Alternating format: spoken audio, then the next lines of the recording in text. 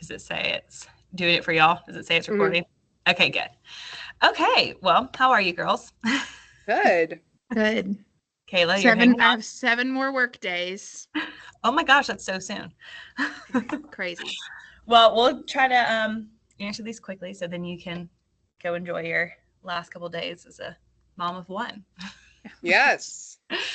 Okay, so the first question was, how does your knowledge of English morphology affect how you teach monolingual and multilingual learners, and vice versa? How does your students' morphological awareness influence their language learning? Um, Actually, it was funny because when I don't know, Laura, if you felt this way, but every time I like read these, I always think um, I just feel like my wheelhouse, I feel very comfortable in like the lower strand of Scarborough's rope. Like, Yeah. oh, phonemic awareness, phonics. And when I think morphology and syntax and all that, I think it applies more to like upper grades. Hmm. But then when I was reading it, of course, I had aha moments. I'm like, well, yeah, duh, of course we do that, especially because I think we talked about this last time. But with UFly, since Hmm. you're a little bit ahead of us, Hmm. I just saw next week we are doing like the adding the S, like Hmm.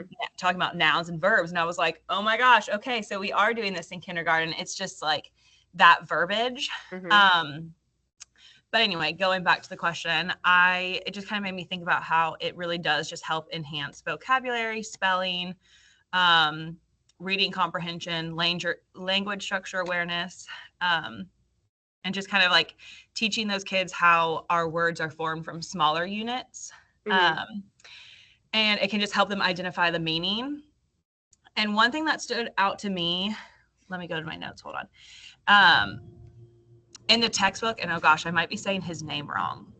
Mr. Reese. Oh, Yes. yes. Yes. Yes. He was talking, where do I have it? About, he just said how it is just important to teach how it's crucial for our ELs.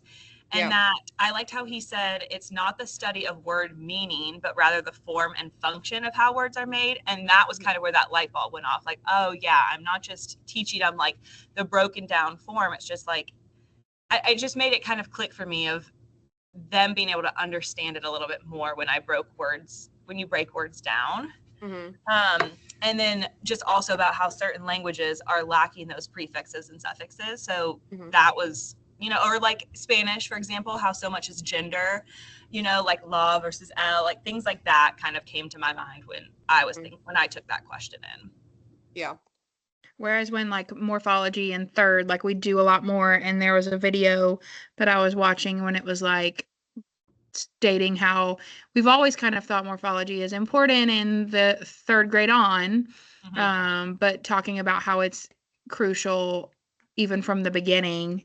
And because morphology is like a lot of what I've always done because I've always been in upper grades.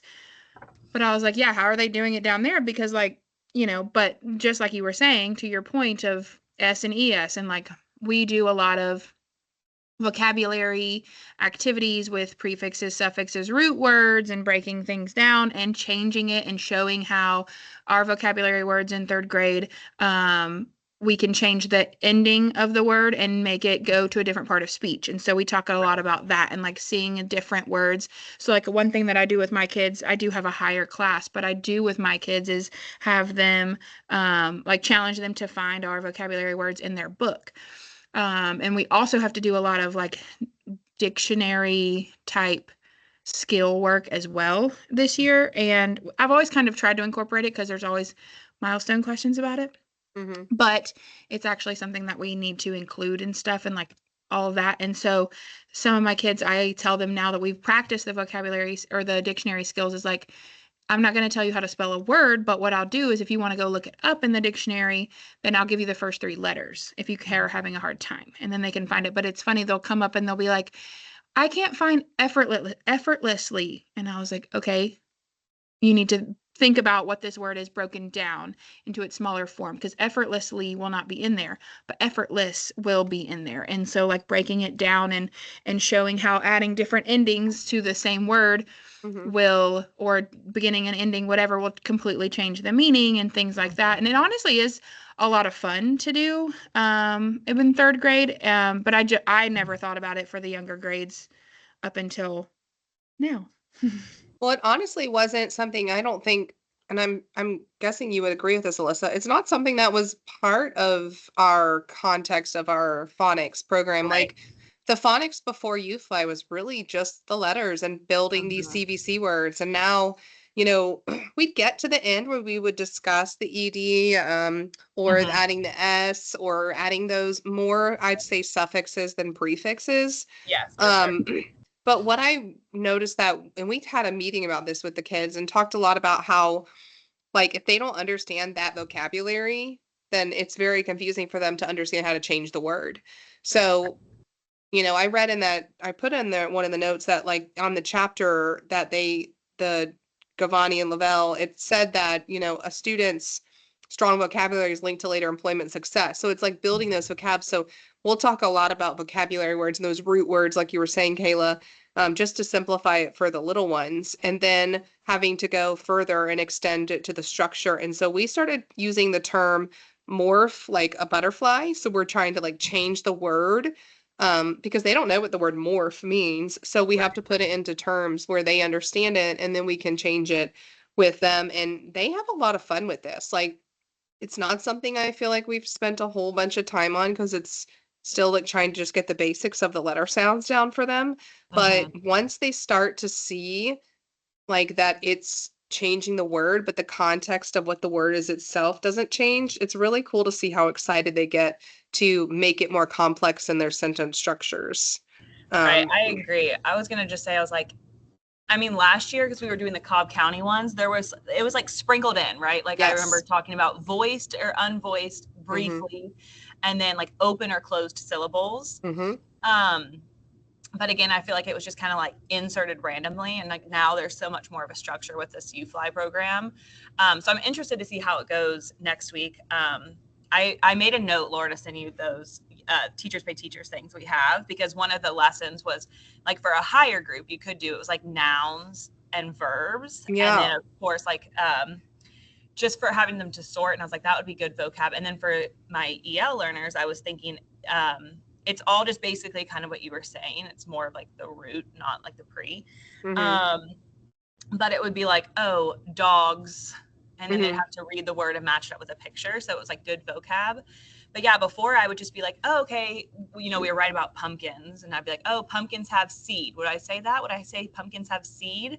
And they'd be like, no, they have seeds. I'm like, oh, good. So Yeah. what letter is missing at the end? That means multiple. And I think like our report card, and I don't remember the exact verbiage of the standard, but um, it was like multi-meaning word. It was like all lumped Mm-hmm. into one. Multi-meaning Yeah. words, adds like prefixes or suffixes, but there was never really like strong instruction, like explicit instruction on that, at least for how my group was doing Mm-hmm. it. So now I'm like, Mm-hmm.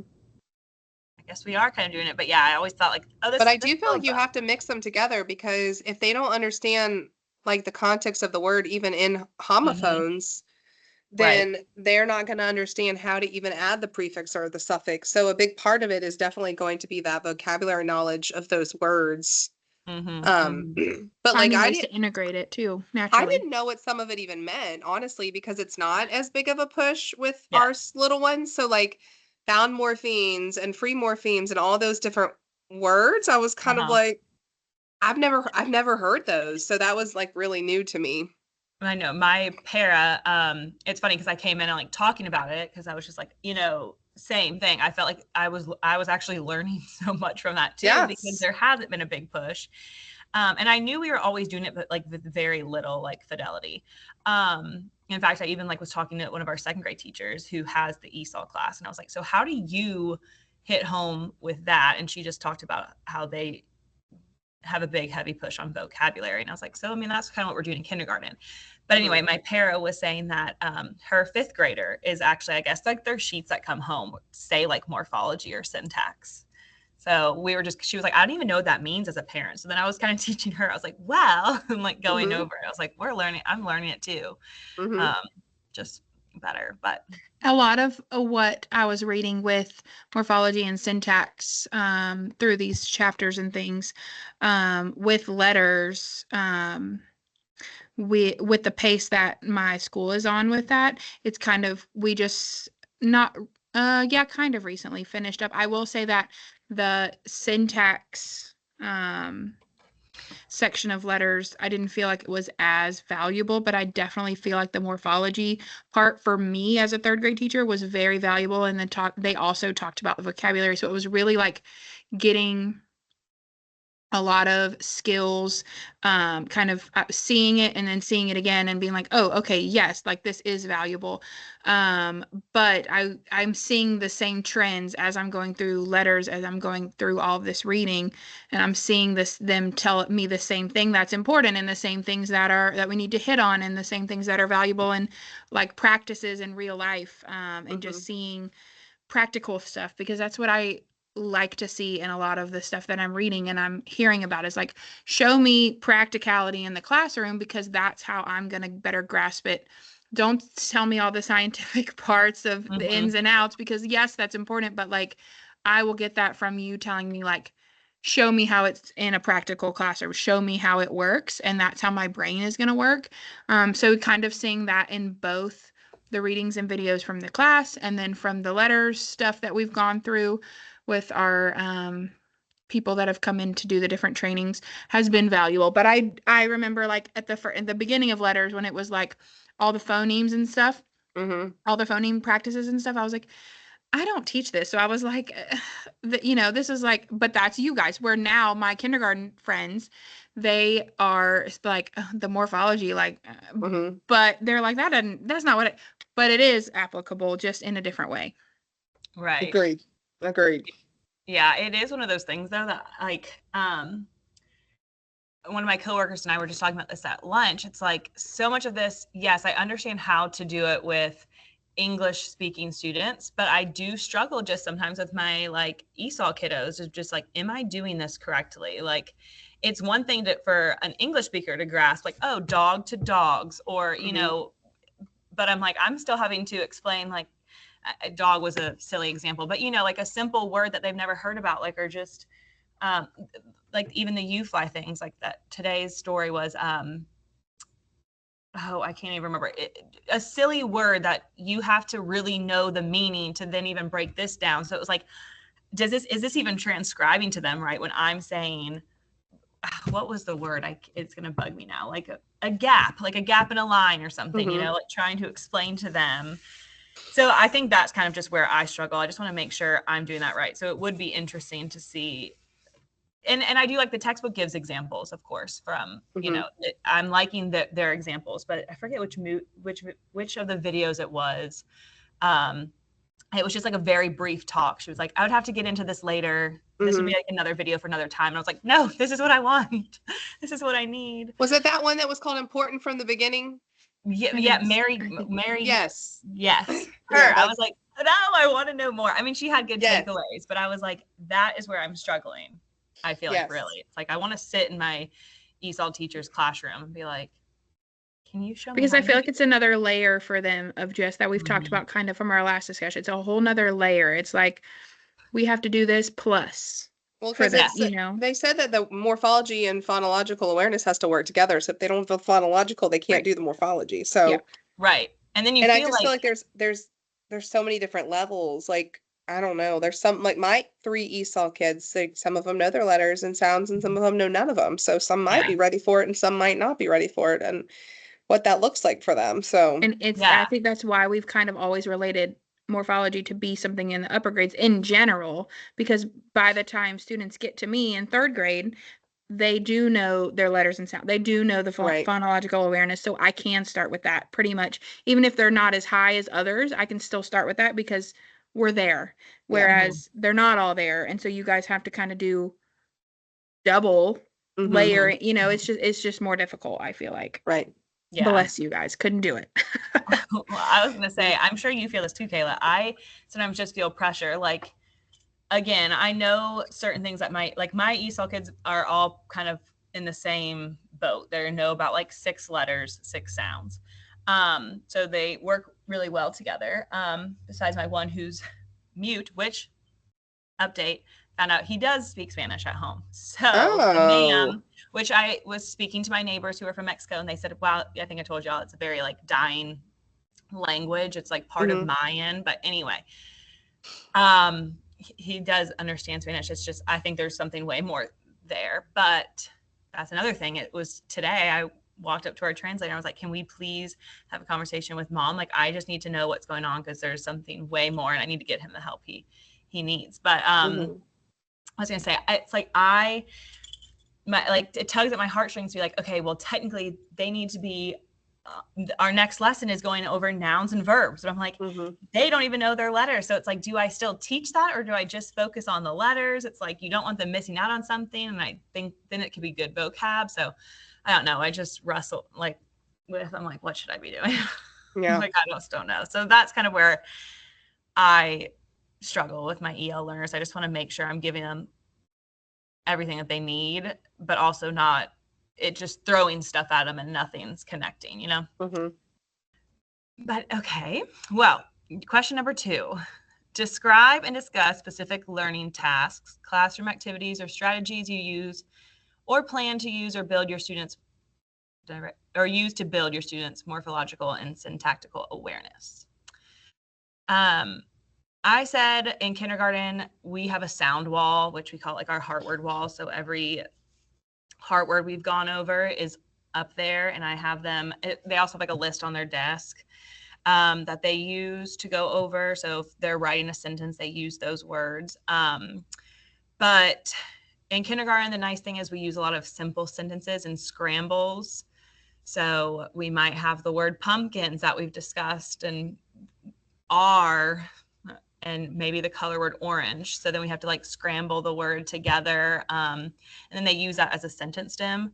So that's something we do in my classroom. But then I pointed out that in the thinking about words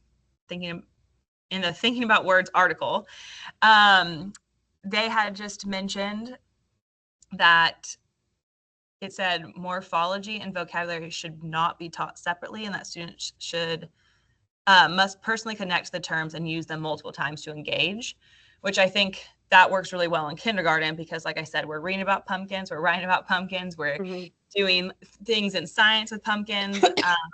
So that's just kind of how I try to make connection. I feel like thematic units work good in my classroom. I'm not sure if you guys can do how that works in older grades because I'm sure. Well, so we were told to use EL this year, and it works really great in 4th and 5th grade. They used it last year. We kind of just tried to start it this year, but it doesn't work really well for us because we can't get we still have standards-based report cards. And so we don't have the same leeway to kind of do what we want like 4th and 5th grade does. I will say that our school is looking at 2 different programs that we kind of explored, and I was like taken back to like my elementary school days because they both have basal readers, and I'm like, yes, like I love like that's the one thing that we always complain about is like we don't have a reading program, so we're just pulling at strands hoping that something sticks and something's good and like having to spend all this extra time. But so we are doing, we're kind of doing part of EL and then part of our own kind of thing the way we did it in order to get grades. But our EL unit for this quarter has been about frogs. So we had a text that we use, and I was just talking to my coworkers about it at recess. I was like, I enjoy teaching reading from a text, like because we're being experts, we're rereading, we're reading it out of order because of the way that it goes together. And then we're going to incorporate it into writing with informational writing about the frogs and all of that stuff. So I do like the thematic part of like, we have been doing frogs for the past month with this unit with EL. And it's been nice because we've been able to pull out good vocabulary and use good vocabulary as our vocabulary focus words. And like I said earlier with vocabulary is I always get my kids to like find it in real life, and they'll come in and whenever they find it in like one of their books, they get to share Everybody's lights are going off. Yeah. I know. Everybody gets to share, like if they found it in a book, they read the part of the book that they found it in, and they love to be able to do that. And or they'll come in and say, oh, I heard this word on the news last night when I was watching it. Like today, our principal on the morning announcements said the word linger, and they were like, Mr. Mathis said a vocabulary word on the news. Like they were just so excited, but they're so more aware of it. And so I think that like using it in everyday use is going to help them too to understand those words, and like not just here's your 3 vocabulary words for this week and we're going to add them to the ones that we already know. So they are then using them in their writing, and they're using them to share with the class, and they're like more aware of it when other people use it and they see it. And I think that's helping their like conceptual understanding of actually knowing the word instead of just learning it for a quiz and then forgetting it. Mm-hmm. So yeah, I would have to agree with that, with even with kindergarten with vocabulary words. Like we pick as a team the vocabulary words like characters, and then we incorporate it into all of the curriculum we're working on in the classroom. But when we are talking about you were saying, Kate, Alyssa, the morphology and the phonological awareness together, and you recited that article, that I think that's kind of the only way that you can do it in kindergarten. So a lot of the times we'll pull in whiteboards and we'll write the CVC words, and then we'll change and omit to make it a specific different word. And then we've started making interactive word walls to support them with sentence structure and using that the words in those interactive word walls. And so they are in like a file folder that they can manipulate and move around. So it's kind of like the sentence starters, but they can manipulate the words that they have because they're on little stickies. And that seems to really, really help with that morphology in the classroom for our kids. But I did think that I was talking to one of my coworkers and I was making notes of it with her. A lot of people that aren't in the grad school level don't even know what morphology is. Like the way that they've always been taught it or heard it is that it's specifically just prefixes and suffixes. Right. So I think just using the vocabulary words with the kids, like we are morphing a word into a different thing, has been really cool because they'll say that, like one of the parents came in from conferences and said that their child came home and said they were learning about morpheme, and she just assumed it was a caterpillar morphing into something, but I was like, well, actually that's really cool that she used that. But I think you have to find personal meaning in using those academic vocabulary words into, like, that's why we use the word morph with the caterpillars and stuff like that. But again, like even as my coworker's saying, this is a new thing for us because it was not a big push with the kindergarten kids. So we're trying to find different ways to connect with them and to support them. And we do a lot of the sentence scrambles too, Alyssa, that you do, but we also have started doing a lot where we use like we will make a sentence, but we leave out certain words that they then have to plug in their own words. Or we'll do a word and then we'll leave off the ending and they have to change it to a different word.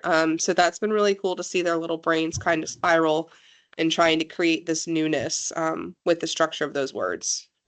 Yeah, I liked your idea of saying, so how do you guys say it? You say we're morphing into a new word. We're like morphing. It's so in it, and I read it in, oh gosh, it was in some letters training, morphology training that we were doing. I don't remember which chapter that was. But and it talked about morphing is that root word for morpheme, right? And so we're teaching these morphs. So we tell them like a caterpillar morphs into a butterfly. And so we take these words and we're just trying to make it like, relevant to something that they would see, like a bud morphs into a flower. But once you connect that personal meaning to it and it makes it relevant with them, like they understand it better. And so they're able to see that word is the root words here, but then it changes to something else and while it's still the same, like a caterpillar is still part of a butterfly, it is different. And so that word is the same, but it's different. And it just clicked really well with a lot of them. And even the ESOL kids, like today we were doing a blending board with my little one and he took the word sit and added the S on his own and was saying sit sits, like telling the kids to do it. And I was like, oh my gosh. So it's just really cute to see him like really understanding and trying in like English to say things. Yeah. So That's cute. he's really kind of taken on to that because he knows what like a butterfly is, you know? Yeah. It is just about like, it is funny how like seeing them apply what they're learning is just like the coolest thing. But yeah, I feel like Kayla, I'm sure you see that too in your grade, but in kindergarten, they'll, especially with heart words, which is what like the U-Fly program calls high frequency words. High frequency words. Yeah. But ours will always like, oh my gosh, that's a heart word. So that would be, I feel like my kids would really like that whole, or morphing into something because they're, you know, they've really grasped onto the heart word. I'll be like showing any slide and they're like, there's a heart word. And it's like, I'm like, yep. Okay. Moving on. Yeah. But at least they're applying it. Yeah. Well, I feel like that kind of leads us into our next question too. It says, how can teaching syntax and sentence structures improve your students' reading comprehension and writing abilities? And this kind of just made me think, I feel like we've always heard a little bit that reading and writing go hand in hand. And I mean, I kind of already said it. We use a lot of sentence stems in kindergarten is kind of how I've just been helping try to improve and make meaning of what they're reading is kind of what they're writing. So just in that jumbled order and putting them back in. Something I did find interesting, I believe it was in the textbook again, maybe I guess chapter 4, how they talked about in like Chinese, how they don't use, what was it? Hold on, let me see my notes. I think it was gender. Yes. Yeah, gender, and then like ordering was different. Yes. Which I was like, oh my gosh, that is so aha moment. I mean, you in kindergarten in general, right? They're already like, they'll be pointing to a girl like, I don't even know. I'm just trying to think of like an example. Like they'll use like past tense stuff when it is happening right now or vice versa. And so, you know, a lot of, I think in kindergarten, especially, it's modeling the proper like oral language of how I'm talking and how I'm using things. Or like, we're lucky that in kindergarten, it can be a lot of nursery rhymes or songs or things. I think the book gave an example, or one of the articles gave an example of using those Mad Libs, which I remember doing those as a kid. I think they're maybe a little bit too challenging for some kindergartners, but maybe the older grades will be able to do that. Or I made a connection of like the homonyms, which we kind of talked about before, of see versus like I see you, like our heart word is see this week. So I talked about it's like see with our eyes, not see like the ocean. And then I think I wrote somewhere else in here another example that maybe I didn't write it, but I thought she said, it was in that video, module 4, that Margie Gillis, she gave the example of blue sky versus sky blue. And that's kind of what made me think of like the homonyms of just helping our ELs and just kind of. I think they have a really hard time with idioms. Have you guys ever noticed, like, so today I said, what did I say? Oh, I wish I could remember. I used some kind of idiom today. Oh, I said, you're on cloud 9. Oh, and they were like, which cloud in the sky? Which cloud?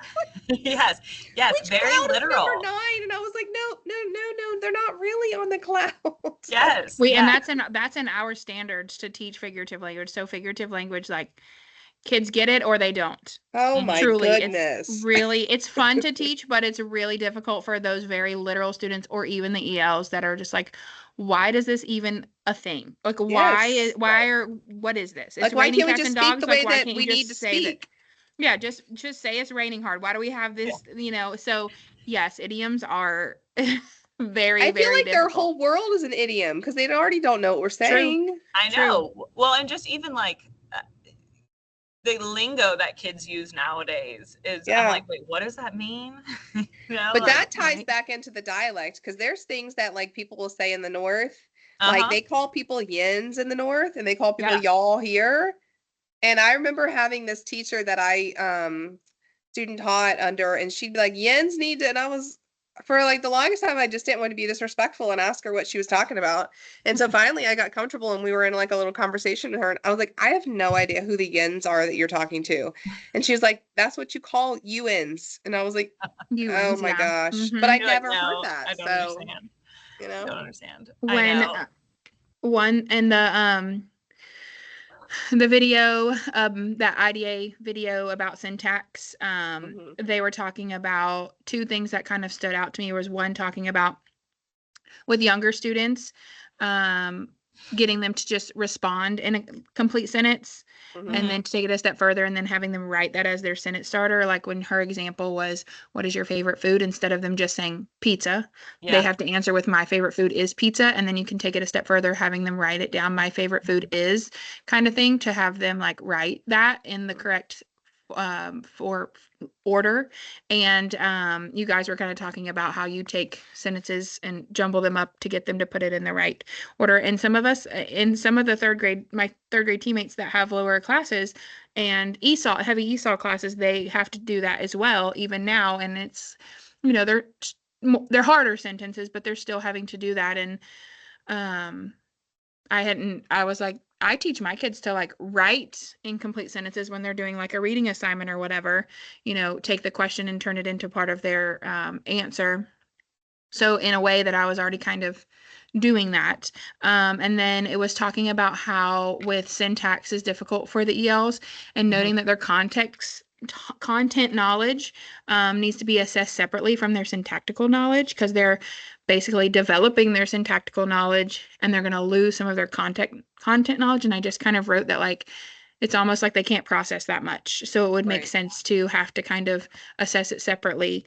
But again, going back to just the thinking about that in everyday life, it's hard for us to find time to assess one thing. Let's just much less assess them separately, but like it makes sense to assess them separately because it is almost like another layer. Like everything Right. that our EL students do, it's like another layer to get them where the other students are. And we kind of talked last time about not assessing them the same way, but we don't really have that leeway and we don't have that ability, so it's difficult. So when Yeah. you were talking about that, the county actually produced really nice, it's kind of like the process of sentence syntax, like how do you form these sentences? And it talks a lot on their PowerPoint. So I don't know if Alyssa, you've looked at it for kindergarten or if there's one for y'all, Kayla, but and it goes in order of finding a who and a do of a sentence and what a sentence has to have to make sense. And then as you progress, because we're on week 12, it goes into picture clues, which has been really, really helpful with the ELs. So it'll be just a picture of a dog, and then it'll have like at the top it'll tell you to focus on the who, and on that slide you focus on what's the noun. And so you go into the conversations of teaching. I've never taught my students nouns and verbs in kindergarten. We've had conversations about them, but we've never like used that as, okay, let's find the noun of this sentence or let's find the verb of this sentence. But it's been really, really neat to see the progression of learning that this is the who and a subject of a sentence, and then how to use that. So then it goes into further using a dog, the dog, and then it keeps going. And then it's a dog, and then it'll be the verb. So it'll be pictures and they get to choose. So they can choose a dog runs, or and so we've been printing out the pictures and they've been placing the picture underneath the sentence starter. So we might have them write a dog and then we give them a different verb picture, and then we've played charades with them. We've done all kinds of things, and that has really helped. I've been amazed at the difference of this level in like, going into end of October with kindergartners from previous years, to see of how that has changed the way that their sentences are built. Because they don't always speak properly, right? Like their sentence structure is not even like, that's one of our listening and speaking standards. And then you see that makes sense. Why is if our listening and speaking isn't correct, then we're sure not going to write correctly. We're not going to read it that way, so the whole connection between all those things and the way that it's throughout this literacy block had changed that within the county is, I think, has been really, really great. Did you say those were in the CTLs, the writing ones? Yeah, they're like in the new writing PowerPoints, and they're really good. I'm going to make a note of that because my team, we do, like I do the reading plans with another teacher. Someone does the phonics, someone does the writing, and we started the writing ones, but then I can't remember what week we stopped on because it looked like it was just repeating. So I'll have to, because I like those picture cards and then kind of let them, because we found some like that on Teachers Pay Teachers where it's like, now they are going to repeat. Like there is some times where it's like 4 days and we do skip through some of it, but honestly, I feel like for especially my like EIP and ESOL kids, like I will pull them at our Wolfpack, like it's kind of like our remediation time, and I do, even though it's repeating, I do it with them because it has been like hearing my ESOL students specifically see the dog and then not say it in their native language but say dog, or run or whatever it is. Even if they don't know how to do the sounds, at least they're able to see the structure of how I'm getting this sentence to look. And it's been really great for them. And they're using vocab words that I don't think they would have used if we weren't drilling those same, like it's kind of repetitive, but for those students that are so low in my classroom, like they need that so bad. Do you know what week you're on? We're currently on week 12 and it's got like there's noun, and you have to look further because there's also some stuff that's like noun games and verb charades and but what's neat is like the pictures of the nouns are actually real like nonfiction pictures, and then the verbs are like characters doing things like like a little like stick figure jumping. And so that's how it's like teaching them that like I'm not looking at what the person is doing. It's not really a person. I'm looking at what the action they're doing. Okay, yeah. Well, and I like that because it's kind of going into what we're doing next week and part of the UFly. So I was like, that might be a good, honestly, for all of our kiddos. Yeah. I mean, it's just really good stuff. So I would definitely take a look at that for those. Yeah, no, I just made a note, so I'm going to go check those out. Like speaking off that made me think there was another part in the, in one of the articles I highlighted. It was the comprehension for emergent readers article. It just talked about how in the reading rope, how verbal reasoning skills are essential for our young children. And I think that just kind of ties into that. Like it's also helping their oral language and just being able to talk through. And Kayla, you kind of talked about it too, not just being like, I like pizza. So I think just modeling that with those writing plans, but I mean, also just anytime we're doing read alouds, like with turn and talks, like I don't have my kids just say like, tell me about your favorite part. It's like, okay, tell me about your favorite part and why. And I feel like that's just been a good way for them to practice and also just their confidence and learning how to speak in front of an audience. Because I mean, they freeze up. Like anybody's going to freeze up. Right. Granted, I'm not like so hard on my ESOL kiddos. I'm just proud that they're putting some form of sentence together. But yeah, I did ask Kevin today. I said, what's your favorite animal in Spanish? And he looked at me and said, elephant. Like so quiet, but whispered it. I was like, yay, he spoke. But anything else you want to add? Or are you guys ready to go to question 4?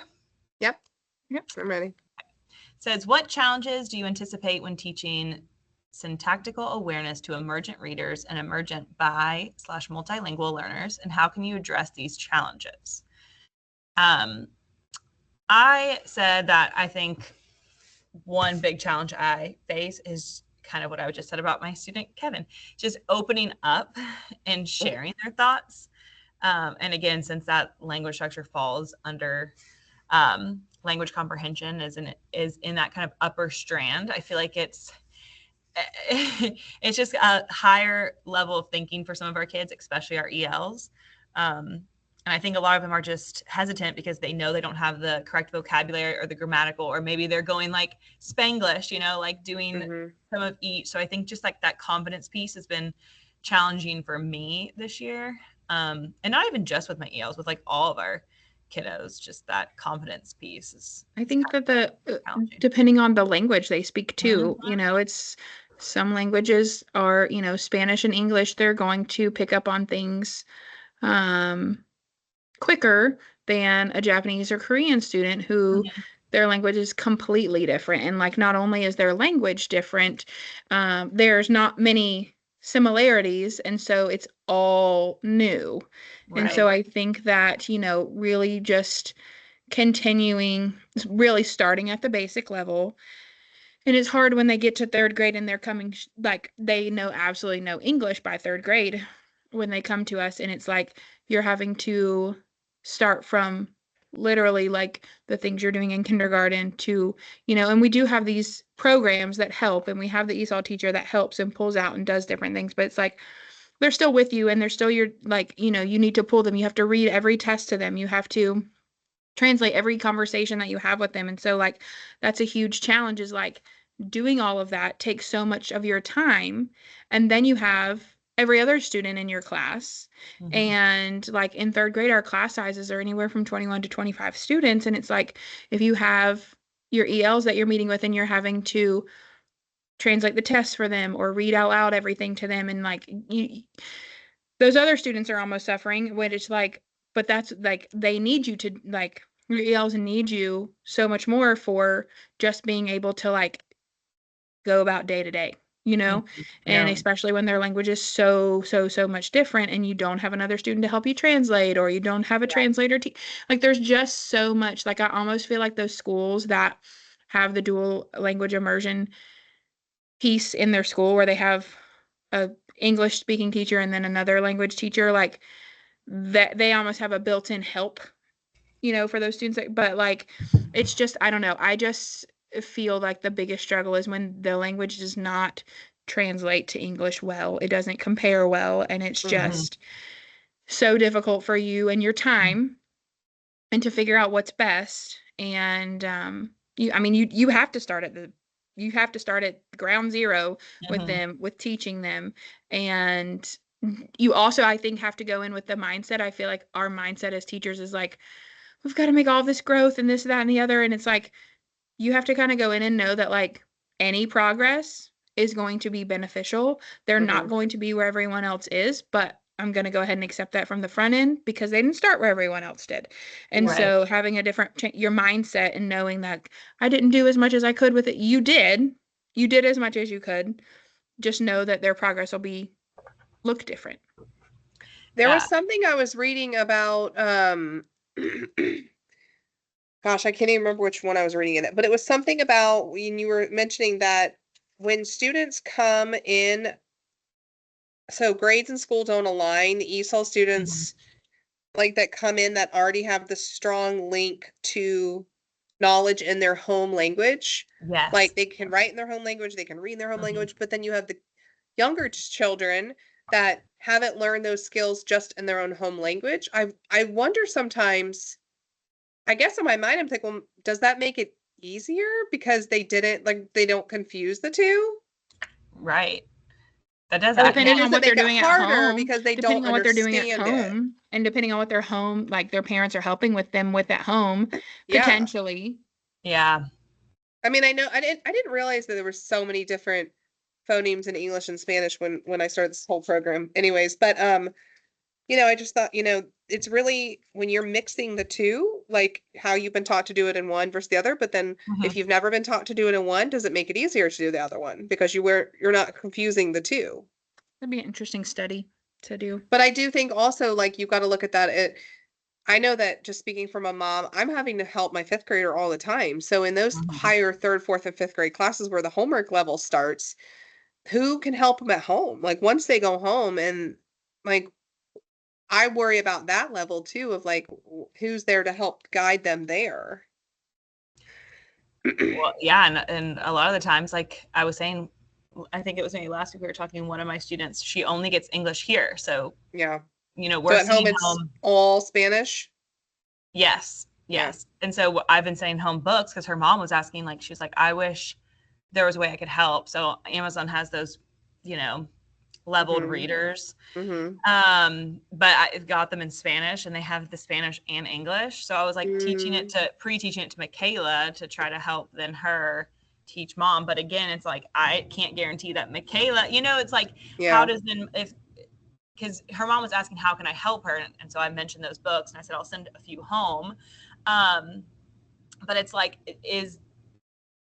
how can she help Michaela with the word if, like, let's say the dog is sitting, but like maybe sitting, and how it's formed in the syntax is just different in Spanish, like maybe sitting's up here. You know what I'm saying? Like how Yeah. How they the switch their ordering's adjectives different. and Yes, nouns yes. too. Because like Yeah. I know the ordering's different. So it's a tricky thing. I don't Yeah. know. I feel like especially in kindergarten, well, and just all grades, I feel like they're just so much of it is modeling and Mhm. just teaching. Yeah, it's a challenge. And you feel for those kids because they come in and trying every day. I mean, Yeah. I think we talked about that last week. Like, don't put me in another school Mhm. where I don't know anything. Like, someone's talking to you so fast. Mhm. Like, what? But yeah, I think I don't know. I read somewhere too about